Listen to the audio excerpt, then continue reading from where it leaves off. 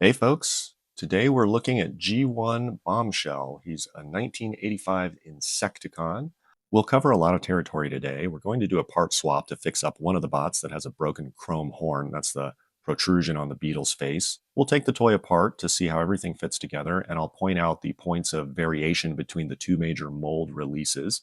I'll also show you how to safely remove and reapply vintage stickers. We'll look at how to remove a pin from a pinned joint. And most importantly, today I make a mistake, and you'll see how I regroup, rewind, and come at it from a different direction. And here are the bots we'll be working with today. The one on the right is the later release, which we'll call V2. That's the bot we'll be fixing up today. The one on the left is the earlier release, which we'll call V1. It's got messed up stickers and a broken leg, but it does have an intact chrome horn. Our first variation is this scooped out divot in the joint between the chrome horn and the black face visor. That allows for an increased range of motion on our V1 donor.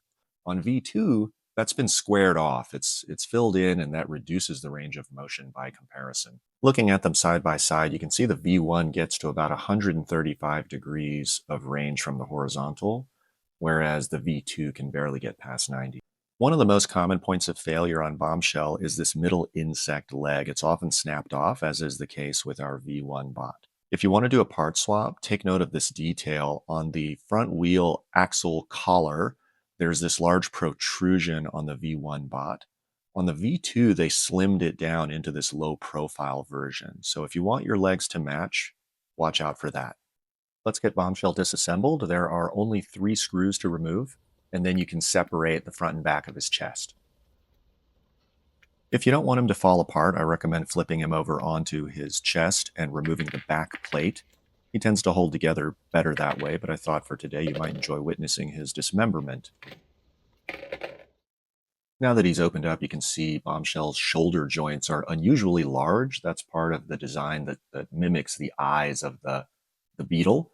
The legs and the neck also slot into these very form-fitting cavities. Here's the hip joint, which is this rectangular shape, and it goes into a corresponding slot right there. It's a pretty tight fit.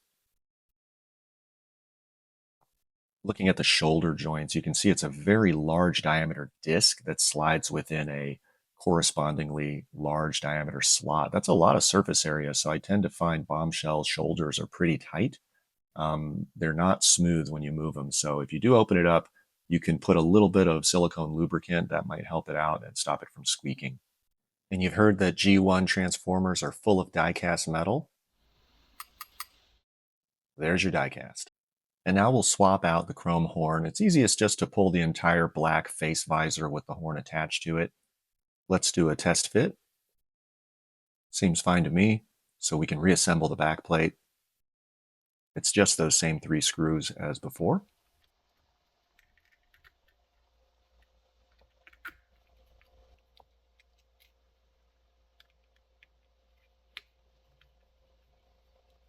There's a certain charm in how we misapplied the stickers when we were kids, but this V2 bot is pretty clean, and in doing the swap, we actually gave away a really nice sticker. So we need to recover that sticker, which is a great opportunity to see how to remove and reapply vintage stickers without causing any damage. And this particular yellow sticker is labeled number 1 on the original sticker sheet, and the instruction manual directs us to apply it to that fin on the front of the face visor. To remove the sticker, we're going to use lighter fluid of the kind that goes into a Zippo. Don't use butane, don't use charcoal lighter fluid. I prefer you don't use a Goo Gone either. Just submerge it. It works very quickly to loosen the glue, and within only a few minutes, you'll be able to tease up a corner of the sticker, and then I use a Q-tip to dab a little bit more fluid underneath the edge to just continue getting it to work against the glue. And this is such an effective method that often you can reuse the original vintage glue without applying anything extra. You can see here it's just about to let go. I'm using an X-Acto knife. You use something sharp like a razor blade to just gently get under the glue, and you'll be amazed. When it lets go, it just completely lets go. To reapply the sticker, I'm going to give it a couple swipes of a glue stick. This particular sticker's glue was a bit dry, and to wrap it around such a sharp corner, I want to give it a bit extra grip just to reduce the chance that it peels up later. And now we have a problem. Just for cleaner storage, I tried to reassemble the V1 bot, but now with the V2 black face visor, and it doesn't fit. So we've discovered a mold variation that I was never previously aware of. So what's happening here is that the V2 face visor hinge is a much larger diameter than the V1 hinge. It fits into the V2 body cavity without a problem because there's a slot there that accommodates this hinge. But when you take that large hinge and try to fit it into the V1 body cavity, the V1 slot is not remotely large enough to accommodate that hinge. That's why it was no problem to put the V1 face visor into the V2 body. You're going from smaller to larger. But now we're going larger to smaller and it just doesn't fit. And I'm not okay with that. So we're going to come at this from another direction. So clearly the black visors need to stay with the correct mold. So instead of swapping at that point, we're going to punch out the pin that connects the chrome horn to the black visor, and we'll just swap the chrome horn. Now, when you do this, you should take a close look at the pin. One side is typically flush and one side is a little bit recessed. We're going to push on the recessed side because the flush side is usually knurled, and you don't want to try to jam that friction all the way through the shaft. You want it to come out the same way it went in. And here's the pin. And removing the pins from both molds reveals another mold variation I wasn't aware of. The V2 pin is knurled on one side as expected, but the V1 pin is actually knurled right in the center.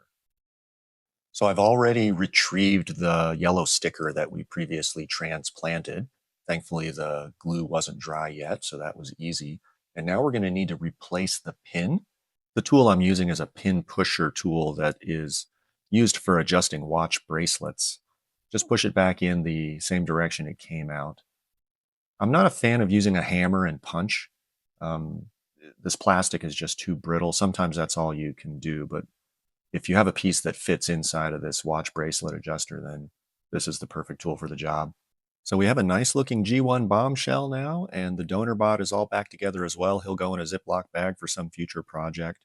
And today we covered a part swap, a sticker swap, a hinge pin removal, and we learned the hard way about the mold variations between the early and later release of G1 Bombshell. And if you like this sort of thing, I hope you'll take a look at the other videos on the channel. We do repairs, history, engineering details. And let me know in the comments if you've run into problems while you were working on a project. I think that's a shared experience among all of us who are a part of this craft, and it's the best way to learn. So I hope this information was useful, and we'll see you next time.